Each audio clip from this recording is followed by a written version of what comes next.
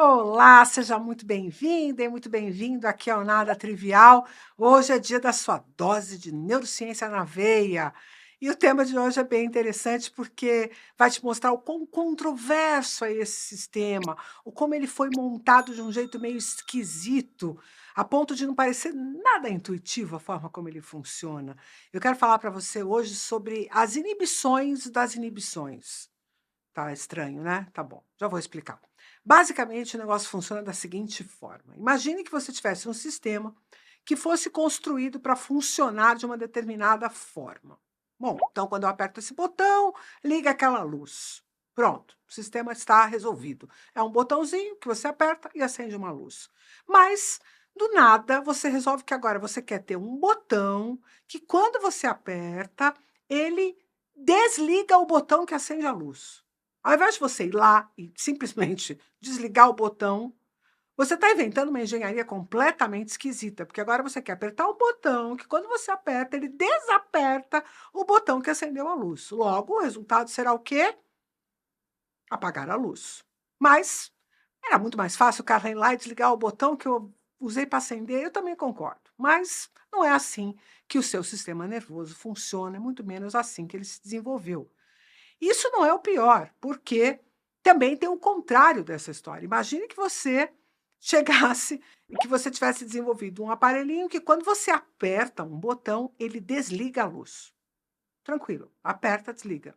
Agora eu quero acender a luz. Ao invés de eu ir lá e simplesmente desapertar o botão que eu apertei e que desligou a luz, para que a luz acenda de novo, eu faço complicação de novo. Eu crio um botão que eu aperto e esse botão que eu aperto desaperta o botão que apagou a luz. Aí a luz acende.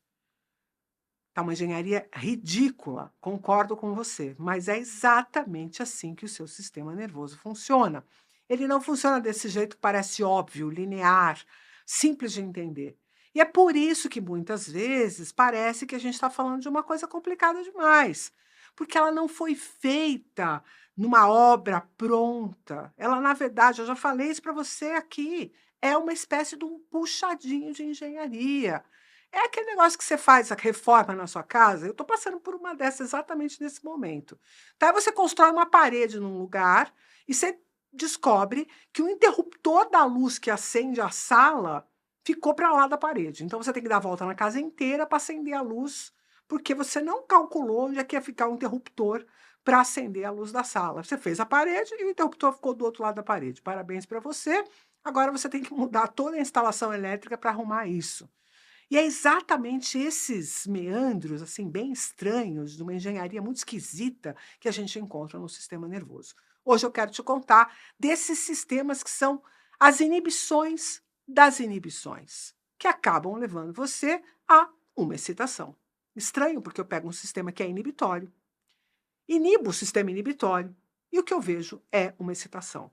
E o barato dessa história é que foi exatamente assim que o Sherrington, Sir Charles Scott Sherrington, um dos meus heróis, você sabe que eu só tenho herói depois que o cara morre, né? Não vou ficar falando que a pessoa é meu herói ou minha heroína enquanto ela está viva, porque ela me apronta alguma e aí eu tenho que ficar depois dando conta dessa besteira que o cidadão fez. Então, Sherrington, falecido já, é meu herói, ainda que na história dele, por ser um homem branco inglês, ele deve ter aprontado algumas coisas que eu não sei, por isso acaba a minha ignorância me favorecendo. Mas uma coisa incrível que ele fez foi descobrir esses sistemas que inibem a inibição. Como é que foi isso? Você vai ficar chateado, porque teve que fazer experimento com um bichinho, e eu também não gosto, ainda mais quando é um bichinho tipo gato, né, que a gente já tem um apreço um pouco melhor. Se falasse para você que a gente faz experimento com barata, muitas pessoas não vão ficar chateadas, mas botou um bichinho, um mamífero arrumadinho e tal, fica todo mundo chateado e eu concordo. Mas naquela época, lá em 1904, 1905, o Sherrington fazia uns experimentos com gatos que haviam sofrido descerebralização. Então, o Sherrington pegava os gatos e simplesmente desconectava o cérebro do animal do restante do sistema nervoso. Ele separava a medula do cérebro. Então, chama-se isso de descerebralização. E o que era de se esperar nessas lesões é que o animal apresentasse uma perda de função. né? Assim como se você faz uma lesão na periferia, sei lá, vou te dar um exemplo. Há uma lesão de um nervo no braço ou na perna. A expectativa é que depois daquela lesão haja uma perda de função, que algum músculo que estaria contraído ou que pudesse ser contraído ficasse paralisado por causa daquela ruptura neuronal. Essa é a expectativa. E essa expectativa era exatamente a expectativa que o Sherrington tinha quando ele começou a fazer esses experimentos de lesão no sistema nervoso. Mas ele foi muito surpreendido por um efeito inesperado. Porque nessas lesões de descerebralização, ele começou a perceber que o animal ficava com uma rigidez, rigidez de descerebralização. E, curiosamente, existiam casos de lesões de sistema nervoso em seres humanos que apresentavam um quadro muito semelhante, que eram conhecidas como rigidez, lesão de rigidez. Então, o indivíduo tinha tido um traumatismo crânioencefálico ou, por alguma razão, um crescimento tumoral vascular que nem era diagnosticado naquela época, e o indivíduo apresentava essa rigidez. O quadro é tão, né, dramático que a pessoa chega a ficar apenas com os ombros e os pés na cama. Todo o restante do corpo fica quase que suspenso, dada a contração extremada da musculatura do corpo. O corpo fica inteiro rígido. E o Sherrington ficou muito surpreso quando ele conseguiu esse mesmo efeito, ou um efeito muito semelhante, ao produzir uma lesão no encéfalo dos gatos. Ele falou: caramba, mas se eu estou lesionando, se eu estou impedindo que um determinado sinal passe, se eu estou impedindo que uma atividade neuronal aconteça, minha expectativa é de que eu fosse ter uma perda funcional e não que uma contração absurda né, se expressasse aqui no animal. Bom, vamos estudar, vamos olhar, tarará. Ele acaba enunciando uma coisa incrível que deu até uma noção muito boa para a gente sobre o funcionamento do sistema a partir daqueles achados. Né? Foi Sherrington quem acabou defendendo a tese, que até hoje a gente aceita, né, como uma verdade absoluta, de que os neurônios podem ter efeitos excitatórios, mas também efeitos inibitórios. E aí, como é que a gente explica a rigidez? Olha que interessante. Você tem, durante toda a atividade da sua medula espinhal, por conta de reflexos, né, que são reflexos miotáticos, reflexos associados à atividade dos músculos, esses músculos, quando você apresenta uma lesão em áreas da medula, eles podem, por exemplo, um paciente tetraplégico, ficar com uma rigidez. Ou até mesmo, você já deve ter acompanhado alguém que tenha sofrido um derrame cerebral, um acidente vascular cerebral, que apresenta uma rigidez. Né? Isso vai ficar especialmente caracterizado com a postura de mãos, né, bastante rígidas, ou o braço bastante rígido. É bem difícil até de você fazer um movimento com o braço do paciente, porque ele está todo rígido. Então, isso é parte do mesmo fenômeno que a gente observou com os gatos. Por quê? Porque quando você tem uma lesão superior, uma lesão, seja nas regiões do cérebro ou em áreas, né, acima da medula espinhal, o que vai acontecer? Os reflexos que a medula executam, que são reflexos excitatórios, vão perder aquele fenômeno de inibição. Então, o que vai acontecer? Você tinha uma inibição sobre o reflexo. Com a retirada dessa inibição, o reflexo fica exacerbado. Bom, isso por si já explicaria a rigidez dos casos dos gatos do Sherrington, mas no caso ali, o buraco é mais embaixo, porque tem mais uma camada de complexidade. Olha que interessante. Existem neurônios que saem da região do bulbo, ali no tronco encefálico. Esses neurônios descendentes que saem do bulbo em direção à medula espinhal são inibitórios. Portanto, eles modulam os reflexos.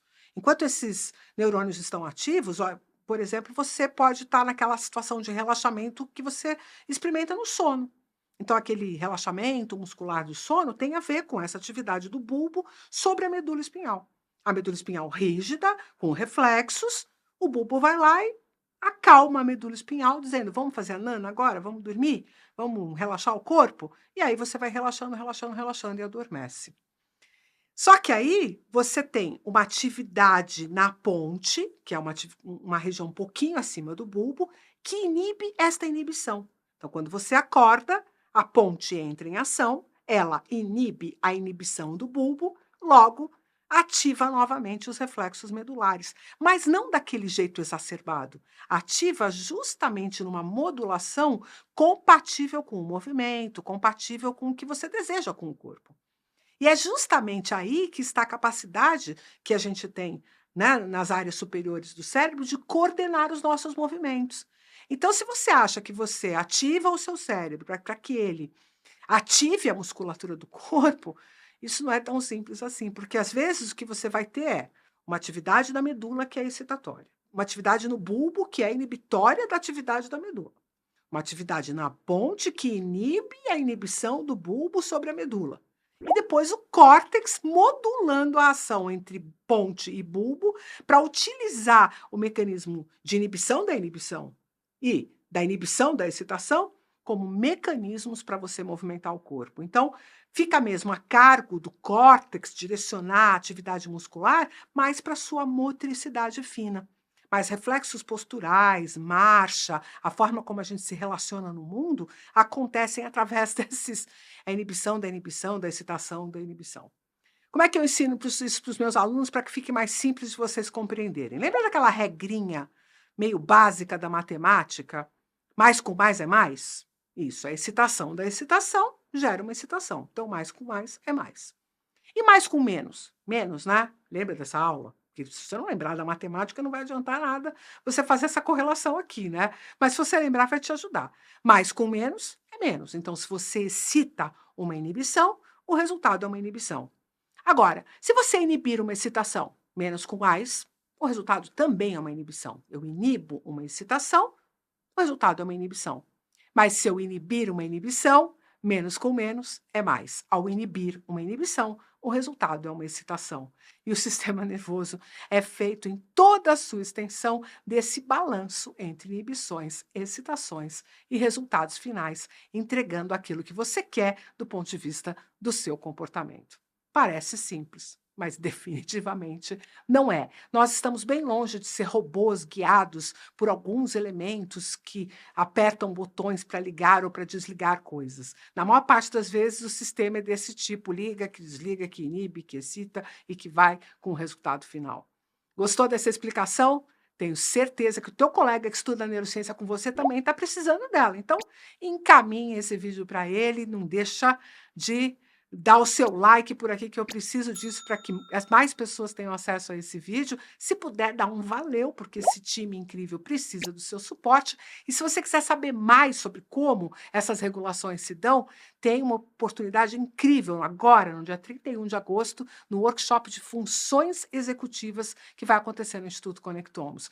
Nesse workshop de funções executivas, você vai entender como é que a gente organiza na estrutura mais elaborada do sistema, que é o córtex executivo, estas relações de inibição, excitação, que geram atenção, controle inibitório, flexibilidade cognitiva, que estão no centro da questão do desenvolvimento cerebral. Tenho certeza que você vai adorar participar desse workshop. O maior barato desses workshops do Instituto Conectomos é que eles são absolutamente acessíveis, são feitos para que todo mundo possa participar. Então, o preço é super razoável, especialmente se você comprar nos primeiros lotes, e tem mais, você pode trazer um convidado, você pode trazer alguém, introduzir uma pessoa nesse universo da neurociência que você acha que está precisando ter esse conhecimento e expandir esta visão sobre o ser humano. Estou contando com a tua presença por lá e também eu te vejo no próximo vídeo. Um abraço e até lá.